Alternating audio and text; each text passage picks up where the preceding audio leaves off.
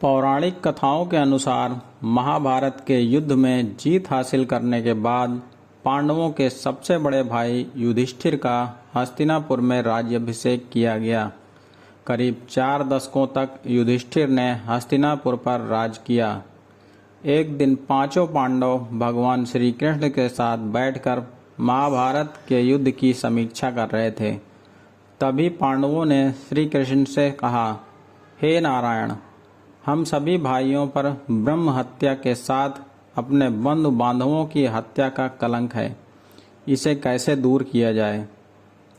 तब श्री कृष्ण ने पांडवों से कहा कि ये तो सच है कि युद्ध में जीत भले ही तुम्हारी हुई है, लेकिन तुम लोग अपने गुरु और बंधु बांधवों के मारने के कारण पाप के भागी बन गए हो। इन पापों के कारण मुक्ति मिलना असंभव है।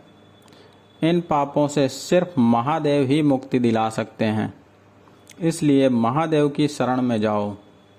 इसके बाद श्री कृष्ण द्वारका वापस चले गए।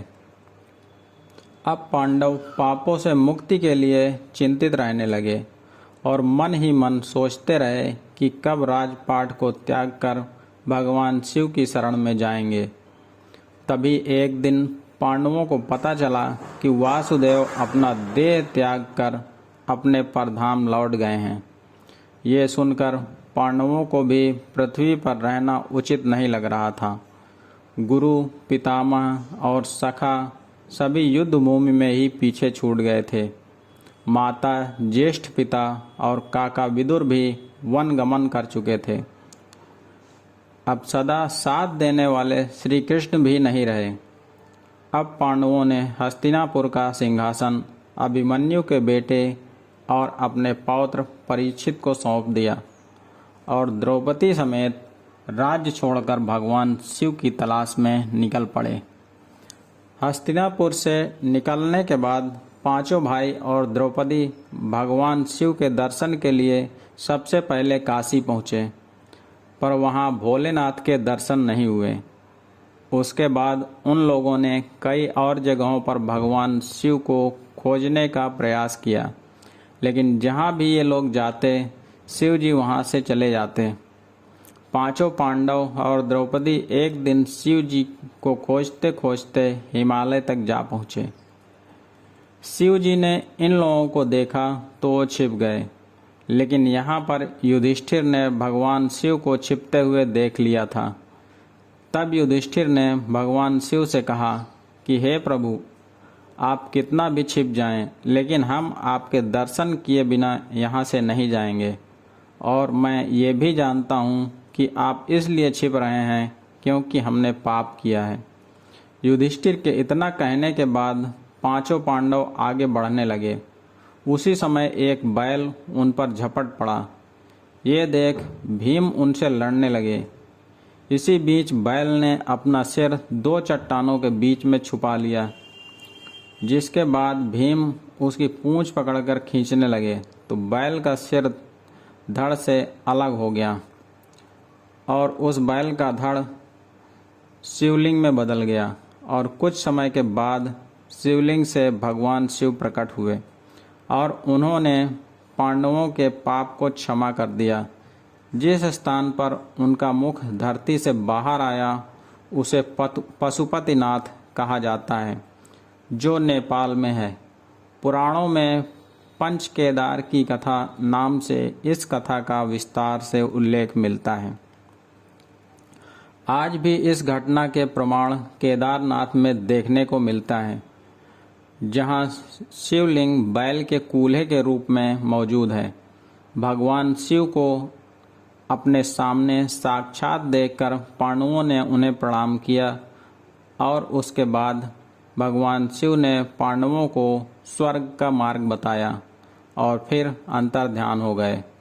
उसके बाद पांडवों ने उस शिवलिंग की पूजा अर्चना की और आज वही शिवलिंग केदारनाथ धाम के नाम से जाना जाता है। पांडवों को स्वर्ग जाने का रास्ता स्वयं शिव जी ने ही दिखाया था, इसलिए हिंदू धर्म में केदार स्थल को मुक्ति स्थल माना जाता है। और ऐसी मान्यता है कि अगर कोई केदारनाथ के दर्शन का संकल्प लेकर निकले और उसकी मृत्यु हो जाए तो उस जीव को दोबारा जन्म नहीं लेना पड़ता है।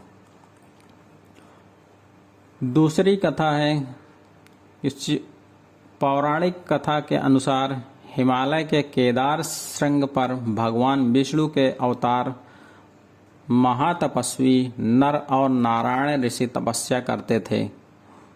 उनकी आराधना से प्रसन्न होकर भगवान शिव प्रकट हुए और उनके प्रार्थना अनुसार ज्योतिर्लिंग के रूप में सदा वास करने का वर प्रदान किया। यह स्थल केदारनाथ पर्वतराज हिमालय के केदार नामक श्रृंग पर स्थित है। केदार घाटी में 2 पहाड़ हैं, नर और नारायण पर्वत। विष्णु के 24 अवतारों में से एक नर और नारायण ऋषि की ये तपोभूमि है। दूसरी ओर बद्रीनाथ धाम है, जहां भगवान विष्णु विश्राम करते हैं। कहते हैं कि सतयुग में बद्रीनाथ धाम की स्थापना नारायण ने की थी।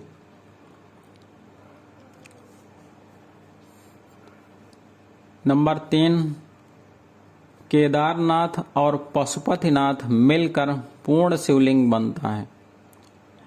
केदारनाथ मंदिर उत्तराखंड के रुद्रप्रयाग जिले में स्थित है। इसे अर्ध ज्योतिर्लिंग कहते हैं और नेपाल के पशुपतिनाथ मंदिर को मिलाकर यह पूर्ण होता है। यहाँ स्थित स्वयंभू शिवलिंग अति प्राचीन है। यहाँ के मंदिर का निर्माण जन्मेजय ने कराया था और जीर्णोद्धार आदि शंकराचार्य ने किया था। नंबर 4, केदारनाथ और रामेश्वरम मंदिर। केदारनाथ मंदिर को रामेश्वरम मंदिर की सीध में बना हुआ माना जाता है। दोनों मंदिरों के बीच में कालेश्वर, श्री कालाहस्ती मंदिर, एकम्बेश्वर मंदिर, अरुणाचल मंदिर, तिलई नटराज मंदिर और रामेश्वरम आता है। ये शिवलिंग पंचभूतों का प्रतिनिधित्व करते हैं। नंबर 5, 400 वर्ष तक बर्फ में दबा रहा मंदिर। वर्तमान में स्थित केदारेश्वर मंदिर के पीछे सर्वप्रथम पांडवों ने मंदिर बनवाया था, लेकिन वक्त के थपेड़ों की मार के चलते यह मंदिर लुप्त हो गया। बाद में 8वीं शताब्दी में आदि शंकराचार्य ने एक नए मंदिर का निर्माण कराया, जो 400 वर्ष तक बर्फ में दबा रहा। तब इस मंदिर का निर्माण 508 ईसा पूर्व जन्मे और 476 ईसा पूर्व देह त्याग गए आदि शंकराचार्य ने कराया था। इस मंदिर के पीछे ही उनकी समाधि है। इसका गर्भगृह अपेक्षाकृत प्राचीन है, जिसे 80वीं शताब्दी के लगभग का माना जाता है। पहले 10वीं सदी में मालवा के राजा भोज द्वारा और फिर 13वीं सदी में मंदिर का जीर्णोद्धार किया गया था।